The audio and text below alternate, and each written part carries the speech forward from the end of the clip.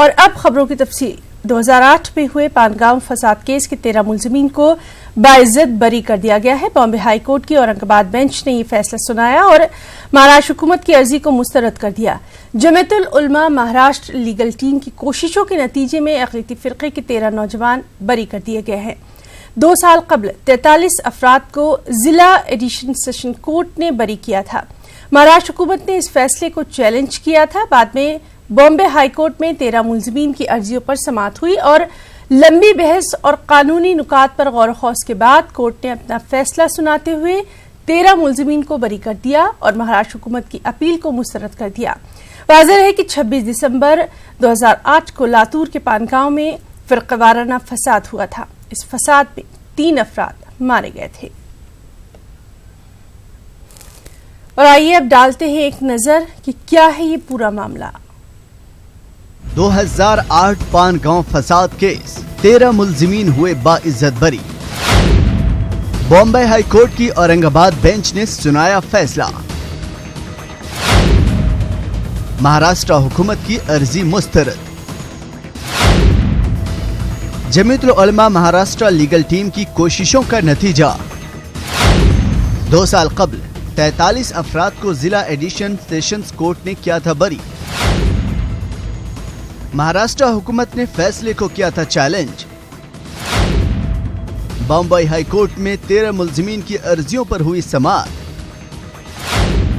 तवील बहस और कानूनी नुकात पर गौर खौज के बाद कोर्ट ने सुनाया फैसला। अदालत ने महाराष्ट्र हुकूमत की अपील को किया मुस्तरद। 26 दिसंबर 2008 को लातूर के पानगांव में हुआ था फ़िरक़ेवाराना फसाद। फसाद में 3 अफराद मारे गए थे। पुलिस ने अक़लियती फ़िरक़े के 100 लोगों को गिरफ्तार किया था। बाद में कुछ लोगों को तफ्तीश के बाद छोड़ दिया गया था। बकिया के खिलाफ मुख्तलिफ दफात के तहत मुकदमा हुआ था दर्ज। 9 बरसों से लातूर एडिशनल सेशन अदालत में चल रहा था मामला। 2 साल पहले सेशन कोर्ट ने 43 अफराद को बाइज्जत बरी कर दिया था।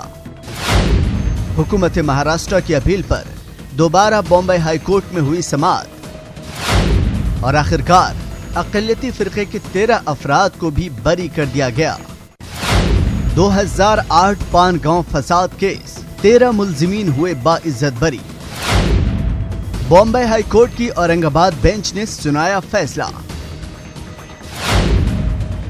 महाराष्ट्र हुकूमत की अर्जी मुस्तरद। जमीयतुल उलमा महाराष्ट्र लीगल टीम की कोशिशों का नतीजा।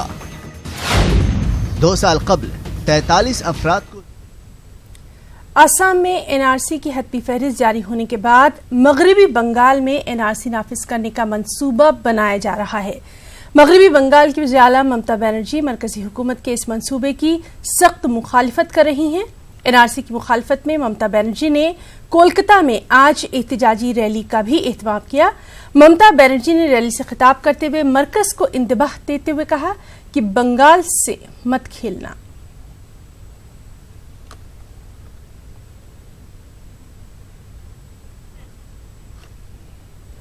और वहीं वज़ीर आला ममता बनर्जी की मुखालफत के बावजूद बंगाल में एनआरसी लागू होगा। बीजेपी के रियासती सदर और एमपी दिलीप घोष ने आज कोलकाता में मुनक़िद प्रेस कॉन्फ्रेंस में ये बात कही है। जीएसटी लागू हुआ, उन्होंने विरोध किया, फिर भी लागू हुआ। 3 तलाक रद्द बिल जो पास कराया वो पार्लियामेंट उनके लोग रहते हुए हुआ। 370 और 35A उसको अपसारण हुआ, उनकी सरकार, उनकी पार्टी, उनकी पार्लियामेंट में प्रतिनिधि रहते हुए हुआ। और ये भी उनको देखने को मौका मिलेगा, एनआरसी बंगाल में लागू होगा। जो अनवांटेड है बांग्लादेशी मुस्लिम, उनको हम यहां से निकाल बाहर करेंगे। उधर झारखंड में एनआरसी लागू करने के ताल्लुक से वज़ीर आला रघुवर दास के बयान पर मुख्तलिफ सियासी जमातों ने शदीद रद्द-ए-अमल का इजहार किया।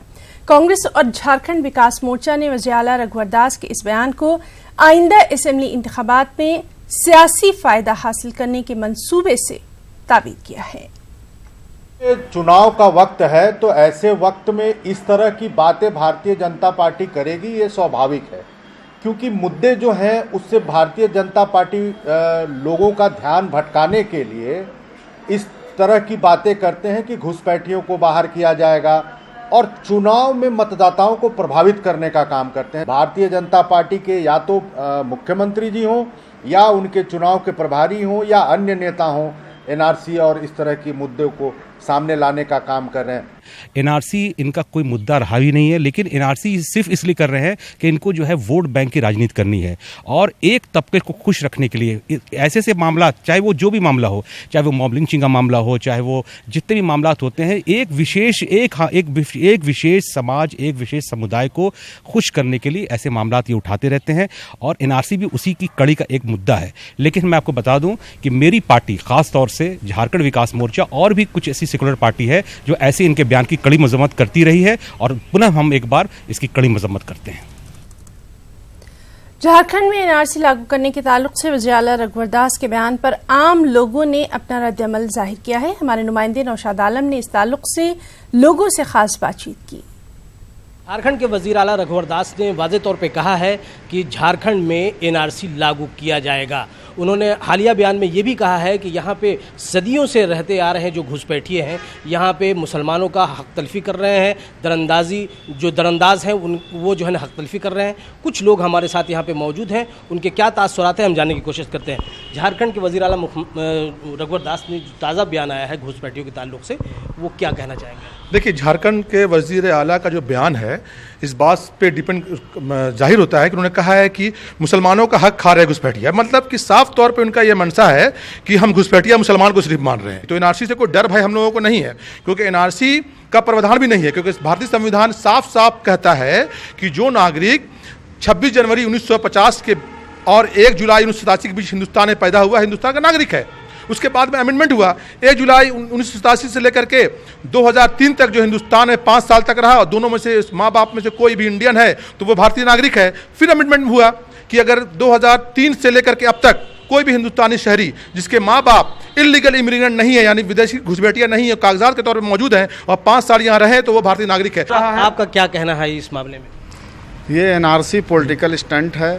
भाजपा अब हर क्षेत्र में फेल हो गई है। अर्थव्यवस्था कितना बुरी हालत पर है, रुपये का हालत कहाँ है, जीडीपी कहाँ जा रही है, इन सब से जनता का ध्यान भटकाने के लिए इस तरह का पॉलिटिकल स्टंट को ला रही है और इससे जनता सब भली भांति जानती है और बहुसंख्यक एक सियासी मुद्दा है। आप क्या कहना चाहेंगे चाचा, एनआरसी अगर यहाँ पे होता है, लागू होता है तो हम लोग पेश कर सकते हैं, हम लोग अपना कागजात जो मांग रहा है हम लोग दे सकते हैं, देंगे जो मांगेगा। तो आप लोग भी जो है कि सदियों से रहते आ रहे हैं, आपके पास तमाम कागजात हैं, तो इससे नहीं लगता है कि भाई खौफ फराज का मामला नहीं होना चाहिए और एनआरसी में जो है रजिस्टर में नाम दर्ज होना चाहिए? होना चाहिए। हम लोग जो पूर्व मांगेगा उसको देंगे हम लोग पूरा। किसी तरह का खौफ हरास नहीं, कोई तो नहीं, कोई तरह के नहीं। तो यहाँ के मुसलमानों का ये वाज़े तौर पे कहना है कि एनआरसी से उनके अंदर एक खौफ हरास का माहौल नहीं है और वो इसके जो है ना अगर सरकार अगर इस तरह का एनआरसी लागू करना चाहती है तो वो कर सकती है। और ये भी उन लोगों का वाज़े तौर पे तासुरात है कि ये सिर्फ सियासी हथकंडा है। कैमरामैन राजीव के साथ नौशाद आलम, न्यूज़ 18 रांची। दिल्ली में जमीयतुल उलमा हिंद की जनरल काउंसिल की मीटिंग में एनआरसी का ही मामला छाया रहा। जमीयतुल उलमा हिंद आसाम में एनआरसी का खैर मकदम तो कर रही है, लेकिन पूरे मुल्क में एनआरसी पर मुहतात रद्द अमल भी दे रही है। जमीयत के मुताबिक शहरियत के लिए आबादी के तनासुब के लिए रजिस्टर तैयार करने यानी एनपीआर को कानूनी बताया है।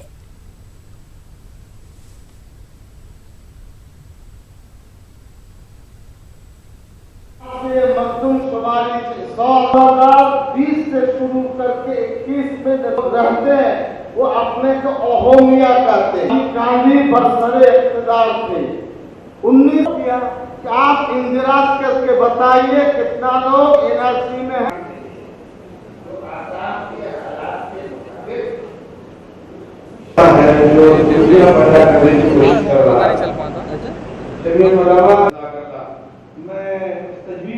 जमीयत सद्भावना मंच की तश्कील करें, मंच हर बार मीटिंग मुनक्किद करें। करना नंबर 3 शुरू से मिजाज भी है, अच्छा माहौल भी बनेगा। ये बात तो समझता हूँ कि मैं इनमें मौजूदा हालात के मद्देनजर मदारिस को 12वीं जमात तक तलबा को तालीम देने का इंतजाम करने का मशवरा दिया है। जमीयतुल उलमा हिंद की दिल्ली में मुनक़िदा जनरल काउंसिल की मीटिंग में ये फैसला लिया गया। जमीयतुल उलमा हिंद के सदर मौलाना कारी उस्मान ने इस बात की जानकारी दी। मॉडर्न एजुकेशन को लेकर हमेशा वकालत होती रही, लेकिन आज जमीयत ने रेजोल्यूशन पास किया। हमारे साथ जमीयत उलमा हिंद के सदर मौलाना कारी उस्मान साहब मौजूद हैं। उस्मान साहब, आज आप लोगों ने बड़ा हिस्टोरिकल फैसला लिया, क्या पीछे क्या वजूहात थी? नहीं, ये फैसला हमारा इस मॉडर्न तालीम का शुरू से ही है। हमारे जो दीनी तालीम बोर्ड है तो उसके अंदर हम जो मदारिस हमारे मकातिब चलते हैं उनमें हमने प्राइमरी को लाजमी करार दे रखा है। हमारे जो सिलेबस है तालीमी उसमें ज़रूरी बहुत से मदरसे। अब हम ये सिर्फ प्राइमरी से काम नहीं चलेगा, आगे बढ़िए। मुल्क के हालात और ज़रूरियात इस तरह की आ गई हैं और हमें अपनी इस्लाम की बात, अपनी दीन की बात, अखलाक की बात हम उस ज़ुबान में नहीं समझा पाएंगे, इसलिए आगे बढ़िए। आप लोग कह रहे हैं कि 12वीं तक की एजुकेशन अब मदरसों में होगी। जी, इस सिलसिले में भी हम मदरसों को कह रहे हैं, जैसे आप इसका इंतज़ाम करते हैं और कौम आपको देती है, उसके लिए भी आप इंतज़ाम कीजिए। कौम के पैसे से हम चलाते हैं, हम सरकार के पैसे से नहीं चलाते। क्या सरकार से बात की जाएगी कि वो उनको मसावी दर्जा दे ताकि वो और आला तालीम में जा सके? हम अभी इस मसले में अभी तो सिर्फ इतना ही है कि आप अपने यहाँ उनको तालीम दीजिए। जब वो 12वीं क्लास कर लेगा तो खुद ही मिल जाएगा उसको सर्टिफिकेट। झारखंड के तबरेज अंसारी की हुजूमी तशद्दुद के नतीजे में मौत मामले में अक़लियती कमीशन ने रिपोर्ट के गलत पाए जाने पर फिर से जांच की यकीन दहानी कराई है। अक़लियती कमीशन के चेयरमैन कमाल खान ने कहा कि हालिया पोस्टमार्टम रिपोर्ट के मुताबिक दिल का दौरा मौत की वजह बताई जा रही है, लेकिन उन्होंने कहा कि वो इस रिपोर्ट का जायजा लेंगे और अगर कुछ भी शुबा हुआ तो फिर से जांच कराई जाएगी। उन्होंने कहा कि इससे पहले भी 2 बार रिपोर्ट आ चुकी थी और ये तीसरी रिपोर्ट है। नई शादी हुई थी तो इसके लेकर हमको लगता है कि मानसिक तनाव के चलते हो सकता है, लेकिन उसके साथ जो मारपीट की गई, जो आपका घायल भी हुए, हम लोगों ने कहा भी था कि कानून को हाथ में लेने का किसी को अधिकार नहीं है। आएंगे ये कहा, 2 रिपोर्ट आ चुकी थी, अब ये तीसरा है। फिर उसको जांच रिपोर्ट को हम मंगवाएंगे और उसको फिर हम अपने स्तर से एक आपका अध्ययन करके फिर अगर संतुष्ट कि हाँ सही मानों में ठीक ढंग से जांच हुई है तो उस पर कुछ नहीं कहना, लेकिन जानबूझ में कहीं भी गलती की गई है तो फिर से हम लोग जांच कराएंगे। सुप्रीम कोर्ट में अयोध्या बाबरी मस्जिद राम जन्मभूमि अराजी तनाज़े की 22वें दिन की समाअत के दौरान एक बार फिर मुस्लिम फरीक ने धमकी का मसला उठाते हुए कहा कि ऐसे गैर मुनासिब माहौल में बहस करना मुश्किल हो गया है। सुप्रीम कोर्ट ने कहा कि धमकी जैसी सरगर्मियों की वो सख्त मजम्मत करती है। समाअत के दौरान मुस्लिम फरीक की जानिब से पेश सीनियर वकील राजीव धवन ने एक बार फिर धमकी का मामला उठाया और चीफ जस्टिस रंजन गोगोई की सदारत वाली 5 रुकनी आईनी बेंच को बताया कि उनके क्लर्क को अदालत के बाहर धमकी दी जा रही है। आज की समाअत में और क्या कुछ हुआ इसकी जानकारी दे रहे हैं हमारे दिल्ली नुमाइंदे सुशील पांडे। यह राम जन्मभूमि विवाद मामले में मुस्लिम पक्षकारों की तरफ से बहस कर रहे वरिष्ठ वकील राजीव धवन ने आज एक बार फिर सुप्रीम कोर्ट में ये कहा कि उनको और उनके क्लर्क को फेसबुक के द्वारा धमकी दी जा रही है और ये कहा जा रहा है कि वो इस मामले में आगे की सुनवाई न करें। हालांकि सुप्रीम कोर्ट में उन्होंने उत्तर प्रदेश के एक मंत्री के भाषण का भी जिक्र किया, जिसमें मंत्री ने यह कहा कि अयोध्या हिंदुओं की नगरी है और मंदिर हिंदुओं का है। हालांकि सुप्रीम कोर्ट ने राजीव धवन की इन तमाम शिकायतों को सुना और उसके बाद उन्होंने सुप्रीम कोर्ट के बाहर इस प्रकार के व्यवहार की कड़ी निंदा की। उन्होंने राजीव धवन को यह भी कहा कि अगर आप सुरक्षा लेना चाहते हैं तो हम इस पर विचार कर सकते हैं, लेकिन राजीव धवन ने यह कहा कि फिलहाल उनके जो कानूनी साथी हैं वो इस मामले में विचार कर रहे हैं। सुप्रीम कोर्ट ने उन्हें यह आश्वासन दिया कि वो इस पूरे मामले में जो बहस है उस पर ज्यादा ध्यान दें, लेकिन राजीव धवन कोर्ट को ये बार बार बताने की कोशिश कर रहे थे कि लगातार जो उनको धमकियां मिल रही हैं इससे उनका ध्यान भटकाया जा रहा है। फिलहाल सुप्रीम कोर्ट ने इस मामले में कोई भी अहम आदेश जारी नहीं किया और मामले की सुनवाई आगे शुरू कर दी। कैमरामैन अंकित के साथ सुशील पांडे, न्यूज़ 18 दिल्ली। अंजुमन हैदरी ने दिल्ली के वज़ीर आला से वक्फ बोर्ड के चेयरमैन अमानतुल्लाह खान के खिलाफ सीबीआई जांच कराने का मुतालबा किया है। अंजुमन हैदरी के मुताबिक अमानतुल्लाह खान ने जोरबाग में वाक़े करबला वक्फ अराजी पर गैरकानूनी तौर पर कब्जा करने की साजिश और अंजुमन हैदरी के अरकान पर कातिलाना हमला कराने की साजिश का इल्जाम लगाया है। अंजुमन हैदरी के सरपरस्त मौलाना कल्बे जवाद ने दिल्ली में प्रेस कॉन्फ्रेंस करके ये मुतालबा किया। शरीक नहीं है और बीमारों की सरपरस्ती कर रही है। जैसे वहाँ भी बात हो रही है वैसे यहाँ बात हो रही है। लिहाजा केजरीवाल साहब से हमारी दरख्वास्त यही रहेगी कि वो इस सिलसिले में भरपूर इंक्वायरी करवाएं, ठोस इंक्वायरी करवाएं। खासतौर से जो वक्फ बोर्ड के चेयरमैन, जो दिल्ली वक्फ बोर्ड के चेयरमैन है, उनका जो रोल संदिग्ध और मशकूक रोल रहा है उसकी इंक्वायरी होनी चाहिए। इसी तरह से जो लोग इसमें इन्वॉल्व है बेईमानियों में, उनके खिलाफ भी इंक्वायरी CBI होनी चाहिए ताकि सही बात मालूम हो। और CEO जो है उन्होंने साफ कह दिया कि भाई इलेक्शन बिल्कुल ठीक हुआ है, सही हुआ बिल्कुल। तो CEO की जो दस्तखत होती है वो चेयरमैन से ज्यादा। मुमताज शीरी का नाम उर्दू में अफसानवी अदब की तनकीद में मुनफरिद अहमियत का हामिल है। अफसाना निगार के तौर पर उन्होंने नसाइयत के तस्वुर को वसी किया। मुमताज शीरी मुतरजिम के तौर पर भी मारूफ हुई। उन्होंने अंग्रेजी जबान में भी मज़ामीन और अफसाने लिखे। मुमताज शीरी की यौम पैदाइश पर पेश है ये खास रिपोर्ट।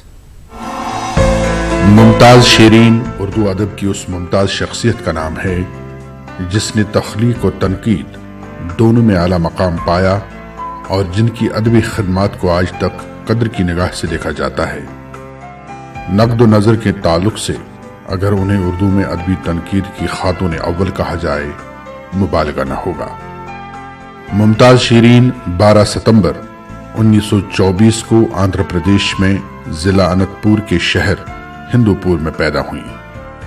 मुमताज शीरीन उम्र में छोटी थी जब उनका खानदान नकल मकानी करके मैसूर मुंतकिल हो गया। बरसों बाद पाकिस्तान में जा बसने के बावजूद अपनी खुद नविश्त सवानह में उन्होंने लिखा कि किसी शहर आरज़ू, किसी बहिश्ते गुमगश्ता का तस्वुर मेरे दिलो दिमाग से वाबस्ता है तो वो शहर मैसूर से है। उनके नाना टीपू कासिम खान ने उन्हें इब्तिदाई तालीम घर पर ही दिलवाई और सिर्फ 13 बरस की उम्र में उन्होंने मैट्रिक फर्स्ट डिवीजन में पास कर लिया। 17 बरस की उम्र में BA की तालीम पूरी कर ली। 18 साल की उम्र में समद शाहीन से शादी हो गई। 30 साल की उम्र में ऑक्सफोर्ड यूनिवर्सिटी से जदीद अंग्रेजी का कोर्स किया। 2 साल वहां रहकर MA भी करना चाहती थी मगर वसाइल की कमी और अपने खानदान को माली दबाव में न डालने के ख्याल से ये इरादा मुलतवी कर दिया और फिर कराची यूनिवर्सिटी से MA किया। मुमताज शीरी को बचपन से लिखने पढ़ने का शौक था। 8 साल की थी तो नज़में और ड्रामे लिखने लगी। 9 साल की उम्र में अफसाना भी लिखा, लेकिन बाकायदा अदबी जिंदगी शादी के बाद शुरू हुई। 1943 में दिल्ली के महानामा साखी में उनका पहला अफसाना अंगड़ाई के उन्वान से शाया हुआ और अगले साल पहला तनकीदी मजमून नया दौर में छपा। रिसाला नया दौर उन्होंने अपने शौहर के साथ मिलकर बेंगलुरु से जारी किया था और तक़सीम वतन के बाद उसे कराची से छापती रही। मुमताज शीरी ने कम अरसे में अफसाना निगारी और तनकीद में अपनी अलग शिनाख्त कायम कर ली। अक्टूबर 1954 में उन्हें हॉलैंड के शहर हैग में मुनक़िदा अदीबों की कॉन्फ्रेंस में मदऊ किया गया। अंग्रेजी और उर्दू पर उबूर रखने के साथ वो हिंदी, तुर्की और फारसी भी खूब जानती थी और एक फ्रांसीसी अफसाने रिवाल्वर का तर्जुमा उन्होंने फ्रेंच जुबान से बराह रास्त किया था। 11 मार्च 1973 की शाम इस्लामाबाद के पॉली क्लिनिक में कैंसर से उनका इंतकाल हो गया। मुमताज शीरी के अफसानों के 2 मजमूए अपनी नगरिया और मेघ मल्हार से सामने आए हैं। मेघ मल्हार को उर्दू का पहला अलामती अफसाना करार दिया जाता है। जदीद उर्दू अदब की पहली खातून तनकीद निगार होने का शर्फ भी उन्हें हासिल है। उनकी तनकीदी किताबें मयार, मगरबी अफसाने का असर हिंदुस्तानी अफसाने पर, तकनीक का तनु नावल और अफसाने में और मंटू नूरी न नारी आज भी अदब के तालिब इल्मों की ज़हनी आबियारी कर रही हैं। महाराष्ट्र के जलगांव जामोद में स्कॉलर एकेडमी की जानिब से सीरतुन नबी से मुतालिक इम्तिहानात मुनक़िद किए गए। इसमें 600 से ज्यादा तलबा ने शिरकत की। तो आप देखिए ये रिपोर्ट। मुझे इजाजत दें। आदाब।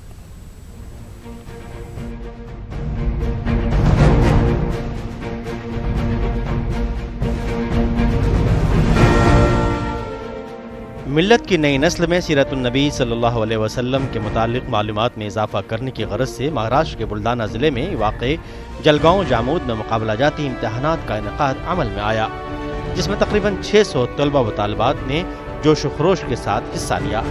इन तलबा में जलगांव और संग्रामपुर के तलबा की अक्सरियत देखने को मिली।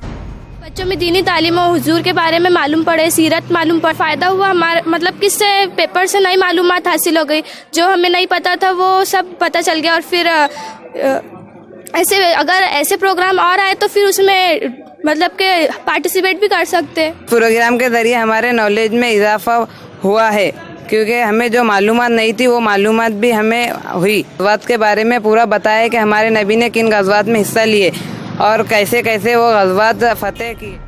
बच्चों की सलाहियत की बुनियाद पर इन्हें 3 हिस्सों में तकसीम किया गया, जिसमें 5वीं से 7वीं जमात का एक ग्रुप, 8वीं से 10वीं जमात का एक ग्रुप और 11वीं से 12वीं जमात का एक अलग ग्रुप तश्कील दिया गया।